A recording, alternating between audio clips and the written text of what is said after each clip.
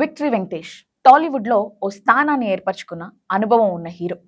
ఇటీవల సంక్రాంతికి వస్తున్నాం చిత్రంతో భారీ విజయాన్ని అందుకున్న వెంకీమామ ఇప్పుడు మాత్రం తన పూర్తి స్థాయి సినిమాల కంటే స్పెషల్ రోల్స్కే, కేమియో పాత్రలకే ఎక్కువ ప్రాధాన్యత ఇస్తున్నట్లుగా కనిపిస్తోంది.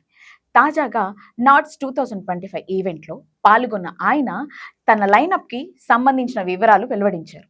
ఈ వివరాల్లో ఆధారంగా చూస్తే వెంకటేష్ కెరియర్లో వచ్చే దిశను ఆసక్తిగా చూడాల్సిన అవసరం ఉంది. నాట్స్ ఈవెంట్స్లో వెంకటేష్ వెలువడించిన సమాచారం ప్రకారం త్రివిక్రమ్ శ్రీనివాస్ గారు దర్శకత్వంలో ఓ సినిమా వస్తోంది. ఈ ప్రాజెక్ట్ గురించి నాగవంశీ కూడా మునిపే సంకేతాలు ఇచ్చారు.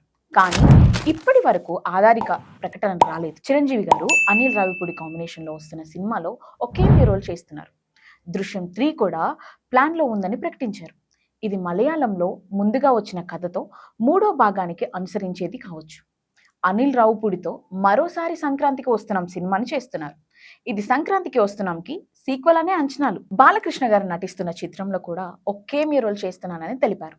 ఇన్ని ప్రాజెక్టులు చేతిలో ఉన్నా పూర్తి స్థాయి మాస్ హీరోగా నటించే సినిమా విషయంలో మాత్రం క్లారిటీ లేకపోవడంతో అభిమానుల్లో కొంత గందరగోళం కలిగిస్తోంది. సంక్రాంతికి వస్తున్నాంతో బ్లాక్ బస్టర్ హిట్ కొట్టిన తర్వాత కూడా వెంకటేష్ మరో సినిమాతో వెంటనే రావాల్సి ఉంది. కానీ ఆయన గ్యాప్ తీసుకోవడం, తిరిగి మళ్ళీ మల్టీ స్టారర్ లేదా క్యామియో రోల్స్ వైపు మొగ్గు చూపడం ఆశ్చర్యానికి గురి చేస్తోంది. దీని వెనుక కొన్ని ప్రధాన కారణాలు లేకపోలేదు. వెంకటేష్ గారు ఇప్పుడు 60కి దగ్గరవుతున్నారు. ఈ నేపథ్యంలో యూత్ఫుల్ మాస్ చిత్రాల కంటే విలువైన పాత్రలకే దృష్టి పెడతారు. కంటెంట్, బెస్ట్ స్క్రిప్ట్ల కోసం వేచి ఉండే అవకాశం ఉంది. పూర్తి స్థాయి సినిమాలు చేయాలంటే మినిమం 100 నుండి 150 రోజులు షూటింగ్ అవసరం.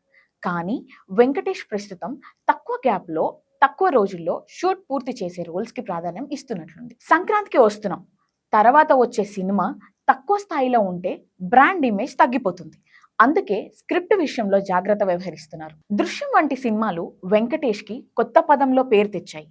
ఇప్పుడు కంటెంట్తో కూడిన కథల కోసం ఎదురు చూస్తున్నారు. వెంకీమామ తన లైనప్లో పెద్ద ప్రాజెక్టులు ఉన్నాయని చెప్పినా అవి ఎప్పటి నుంచి మొదలవుతాయి, ఎలాంటి కథలున్నాయి అనే విషయాన్ని ఇంకా స్పష్టత రాలేదు.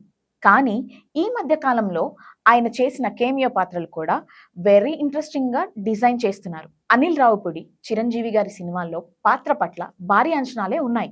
వెంకటేష్ అభిమానులకైతే ఇప్పటికీ పూర్తి స్థాయి మాస్ ఎంటర్టైనర్ కోసం ఎదురుచూస్తారు. కానీ ఆయన మాత్రం చాలా ఫిల్టర్డ్ మూడ్లో ఉన్నట్లుగా కనిపిస్తున్నారు.